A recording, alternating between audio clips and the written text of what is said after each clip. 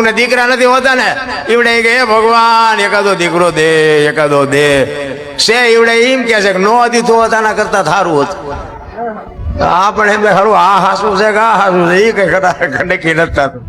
તમને એક દાખલો આપું કે ભોળાનાથ નો દીકરો ગણપતિ અને ગણપતિ નું માથું કે ભોળાનાથે કાપ્યું આખી દુનિયાને ખબર છે બધા જાણે છે.